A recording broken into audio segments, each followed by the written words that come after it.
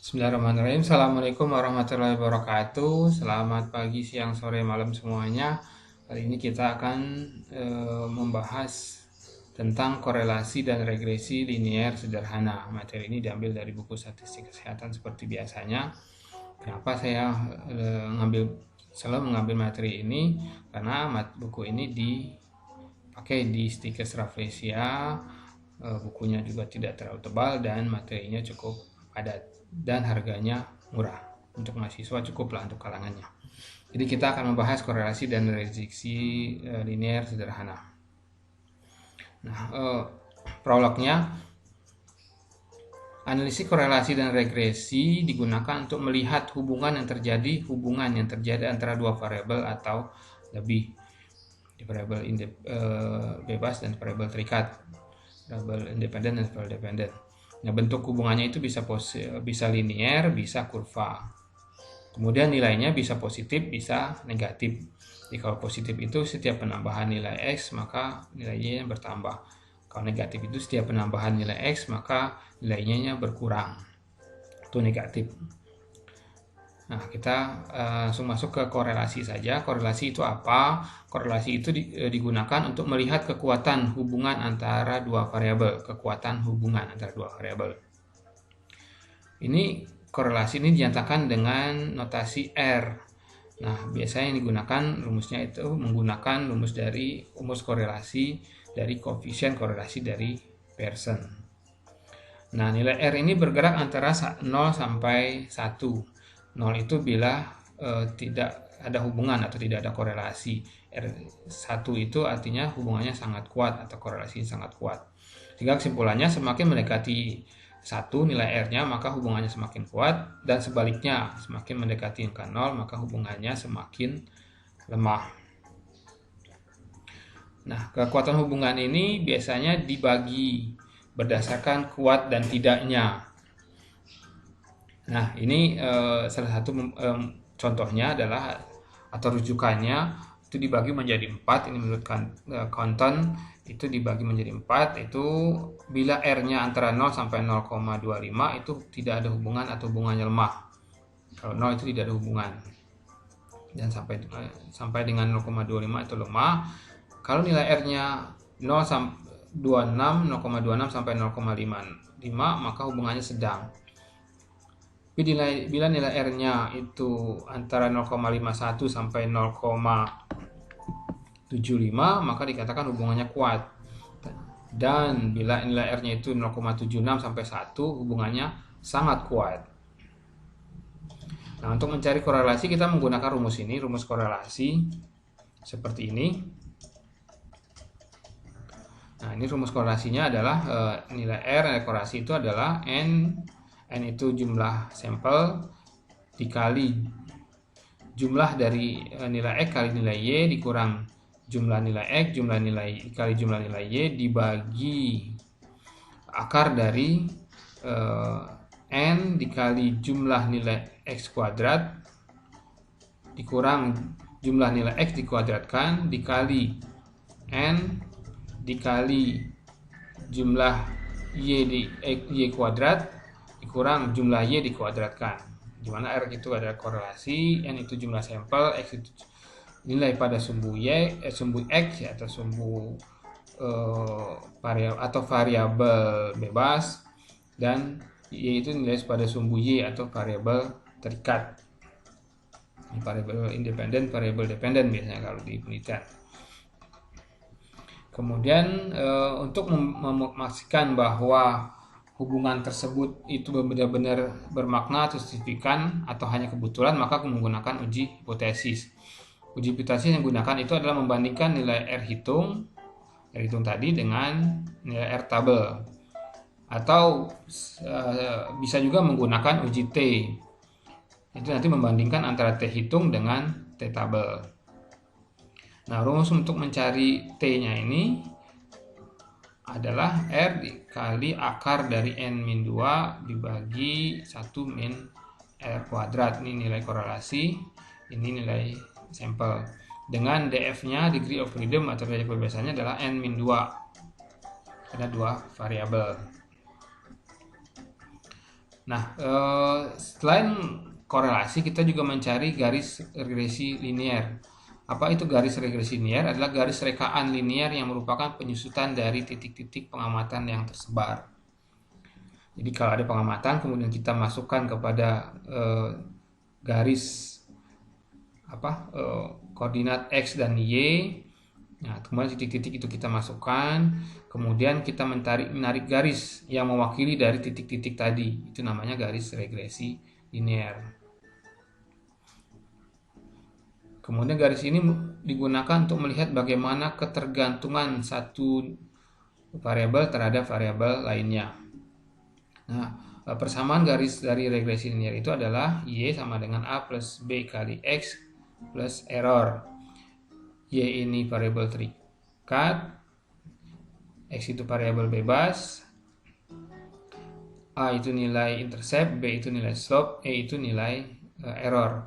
Kenapa ada nilai error? Karena nanti kita menghitung nilai variabel dari sampel, kemudian kita mau memprediksi nilai dari populasi. Pasti nilai sampel ini akan berbeda dengan nilai dari populasi.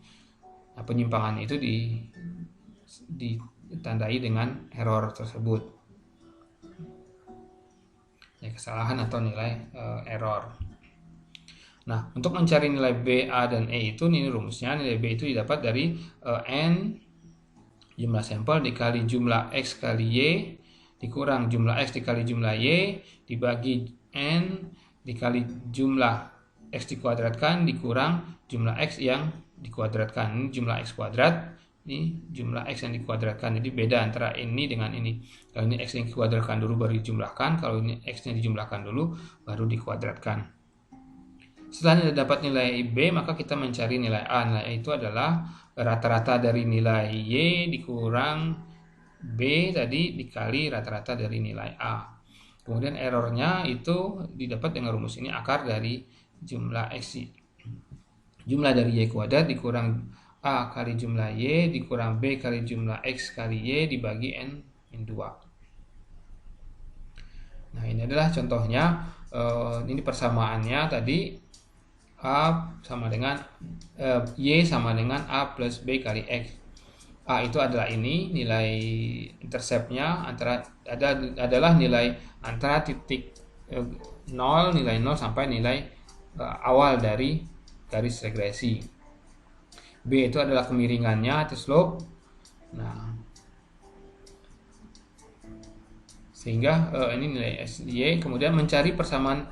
Jadi untuk mencari persamaan ini kita menggunakan namanya metode kuadrat terkecil atau least square method. Jadi prinsip dari metode ini adalah bahwa jumlah penyimpangan terkecil antara titik-titik koordinat yang diperoleh dan titik-titik koordinat garis regresi. Jadi regresi ini didapatkan dari titik-titik koordinat nilai X dan nilai Y yang didapat dari hasil penelitian atau pengambilan sampel. Ya, prinsipnya ini adalah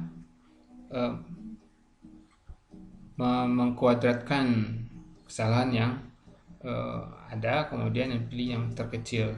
Ilustrasinya seperti ini. Ada 3 titik koordinat Y1, Y2, Y3. Y1 itu nilainya 2 dan 8, 2 dan 8. Y2 itu 6 dan 1, 6 dan 1. Y3 itu 10 dan 6, 10 dan 6. Dari koordinat tersebut dapat digambarkan garis regresinya. Jadi dari 3 titik koordinat ini dapat digambarkan garis yang mewakili dari ketiga titik ini. Nah, itu yang mungkin menjadi namanya garis regresi nantinya. Nah, garisnya itu bisa seperti ini, bisa juga seperti ini. Kemudian kita lihat dari kedua garis ini mana yang lebih baik. Yang lebih baik adalah pasti yang nilai kesalahannya atau nilai penyimpangannya yang paling kecil. Nah, untuk yang garis yang pertama itu nilai penyimpangannya, coba kita lihat di sini. Ini berubah menjadi ke sini. Jadi nilai Y ini berubah menjadi ke sini, berarti ada penyimpangan dari 8 ke 6, 2. Nilai Y2 ini di sini pindah ke sini. Ada penyimpangan sekitar min 4. Kemudian yang Y3 ke sini. Jadi ada penyimpangan sebesar 2. Begitu juga yang garis ini. Ini ada nilai Y1 ada penyimpangan sebesar dari 8 ke 2, 6. Kalau ini ada penyimpangan atau kesalahan dari 2 ke 5, jadi minus 4, dan juga dari 6 ke 8 menjadi minus 8. Ternyata kalau dengan penyimpangan-penyimpangan ini ternyata total penyimpangannya sama antara garis 1 dan garis 2, sama-sama dengan 0. Kalau kita tidak menggunakan metode kuadrat terkecil, maka kita menganggap bahwa kedua garis ini sama karena mempunyai penyimpangan yang sama, besaran totalnya sama. Tapi kalau kita menggunakan nilai metode kuadrat terkecil, maka terlihat bahwa penyimpangannya akan berbeda. Nah, ini nilai-nilai penyimpangan tadi kita kuadratkan. Nah, ini jadi 2 kuadrat jadi 4, minus 4 kuadrat dari 16, 2 kuadrat menjadi 4. Terus ini juga sama dikuadratkan, 6 kuadrat 36, minus 4 kuadrat jadi 16, minus 2 kuadrat menjadi 4. Semuanya dikuadratkan sehingga didapatkan totalnya. Ini totalnya adalah 24, ini totalnya adalah 56. Ternyata nilai atau garis yang pertama tadi nilai penyimpangannya atau kesalahannya lebih kecil 24 daripada yang garis kedua. Maka dapat dikatakan bahwa garis yang pertama ini lebih baik dari garis regresi yang pertama ini lebih baik daripada nilai garis regresi yang kedua. Jadi garis ini mewakili dari titik-titik tadi. Nah, yang berikutnya adalah kita menentukan namanya koefisien determinasi atau R kuadrat. Apa itu koefisien determinasi? Adalah koefisien menunjukkan besarnya proporsi variasi variabel Y dapat dijelaskan oleh variabel X. Proporsi variasi variabel terikat dapat dijelaskan oleh variabel X. Atau proporsi variabel X dapat menjelaskan variabel Y. Atau menilai seberapa jauh variabel X dapat memprediksi variabel Y. Variabel bebas dapat memprediksi variabel terikat. Semakin besar nilai X kuadrat, semakin baik atau tepat variabel X ini dapat memprediksi variabel Y-nya. Besarnya X kuadrat ini antara 0 sampai dengan 1 atau antara 0 sampai 100%. Bila nilai X kuadrat ini 1, maka atau 100%, dapat dikatakan bahwa 100% variabel Y dapat diprediksi oleh variabel X. Bila R-nya sama dengan 0,8 atau 80%, artinya 80% variabel ini dapat diprediksi oleh variabel Y. Dan sisanya 20%-nya dipengaruhi oleh atau diprediksi oleh variabel yang lain. Nah, untuk lebih jelasnya kita mencoba menjawab contoh soal di bawah ini. Berikut ini ya, ini contoh soalnya. Suatu penelitian ingin mengetahui hubungan antara usia pasien dengan lama rawat inap di Rumah Sakit Rafflesia tahun 2020. Penelitian ini mengambil sampel di Rumah Sakit Rafflesia sebanyak 5 pasien rawat inap dan didapatkan datanya.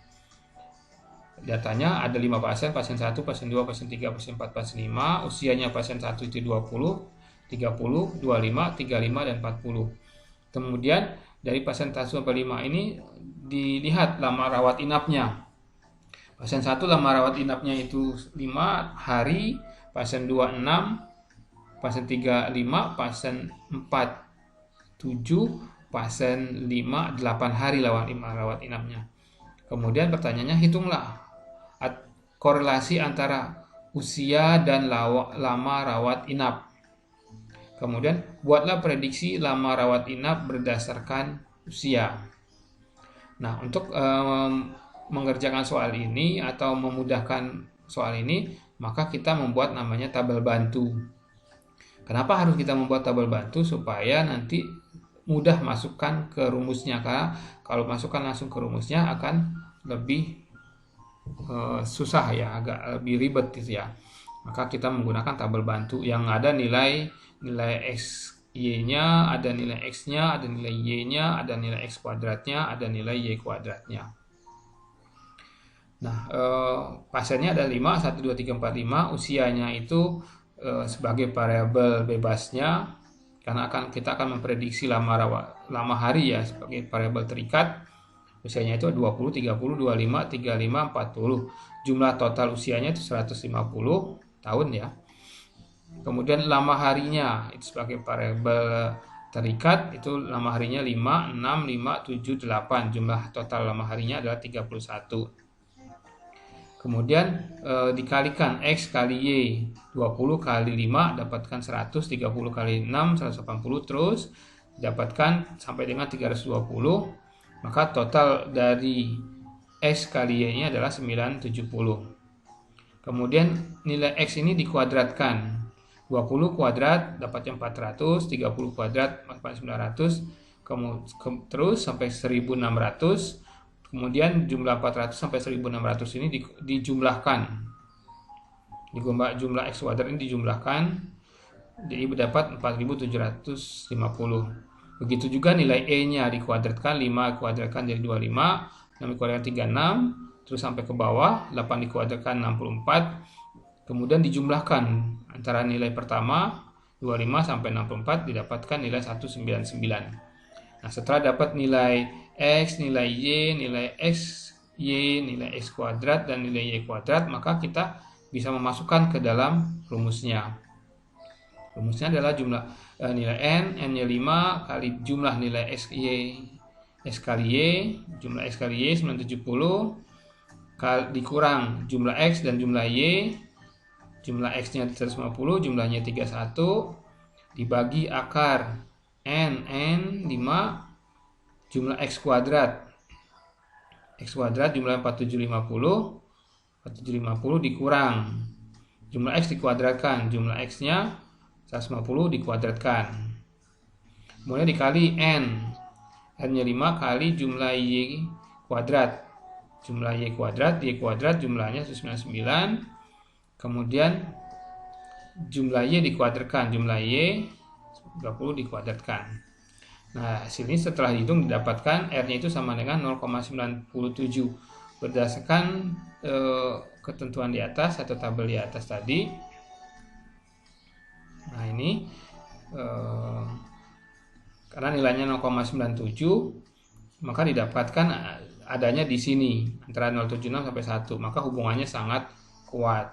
Jadi dapat dikatakan bahwa hubungan antara variabel X dan variabel Y pada kasus ini adalah sangat kuat.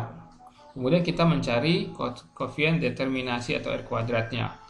Jadi nilai R ini dikuadratkan, 0,97 dikuadratkan didapatkan 0,94. Atau 94% variabel Y dapat diprediksi oleh variabel X.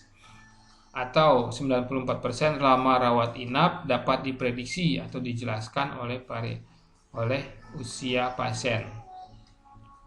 Di 94% lama rawat inap variabel terikatnya dapat diprediksi dijelaskan oleh usia pasien atau variabel bebasnya. Nah, langkah berikutnya kita mencari persamaan regresinya. Persamaan regresinya itu rumusnya adalah Y sama dengan A plus B kali X. Tentu kita harus mencari A dan mencari B-nya. Nah, bagaimana mencari A dan B? Nah, rumusnya seperti ini. B itu rumusnya adalah N kali akar X kali Y dikurang dikali ya. N dikali jumlah X kali Y dikurang jumlah X dikali jumlah Y dibagi N kali jumlah X kuadrat dikurang jumlah X dikuadratkan. N-nya tadi 5, jumlah X kali Y 970, jumlah X-nya 150, jumlah Y-nya 31 dibagi N-nya 5, jumlah X kuadratnya 4750 dikurang jumlah X-nya 150 dikuadratkan, didapatkan nilai B-nya 0,16. Setelah mendapat nilai B, maka kita mencari nilai A. A itu rumusnya A dikurangin Y rata-rata dari nilai Y dikurang B kali rata-rata dari nilai X. Rata-rata nilai Y-nya adalah nilai Y dibagi N. Tadi ini jumlahnya dibagi dengan jumlah sampelnya. Y dibagi N. Begitu juga X-nya. X dibagi N.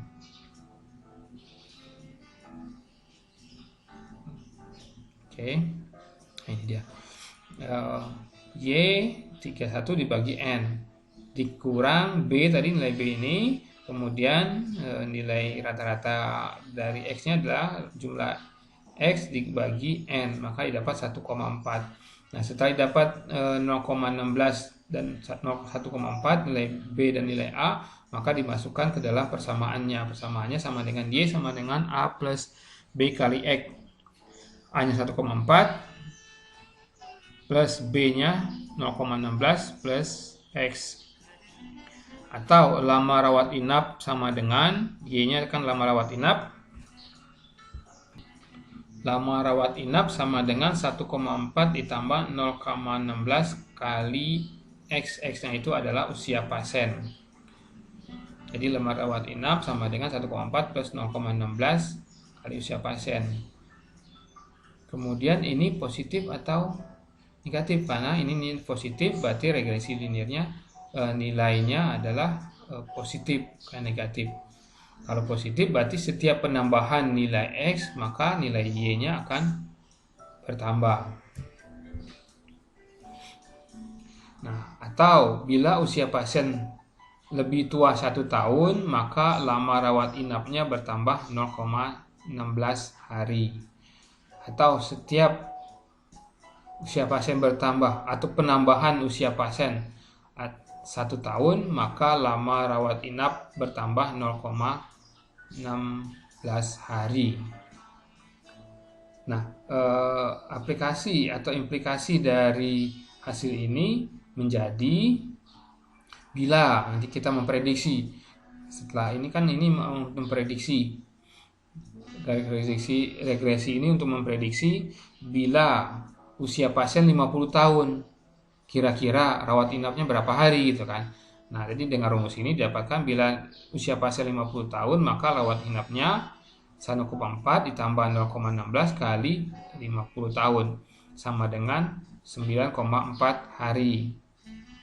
Tapi bila usia pasiennya itu 20 tahun maka lama rawat inapnya 1,4 tambah 0,16 kali 20 sama dengan 4,6 hari.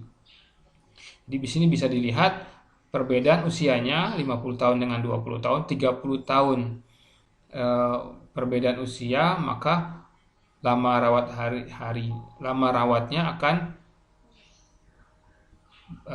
akan berkisar atau akan antara 9,4 dikurangi 4,6 hari. Berarti ini 30 tahun, berarti ini lama rawat inapnya selisihnya adalah 4,8 hari ya. Oke, itu saja mungkin pembahasan kita kali ini tentang korelasi dan regresi. Mungkin bila ada masukan atau pertanyaan bisa mengisi di bawahnya. Terima kasih atas perhatiannya. Sampai ketemu lagi pada pembahasan selanjutnya. Matur suwun, hatur nuhun, ya, thank you, terima kasih. Assalamualaikum warahmatullahi wabarakatuh.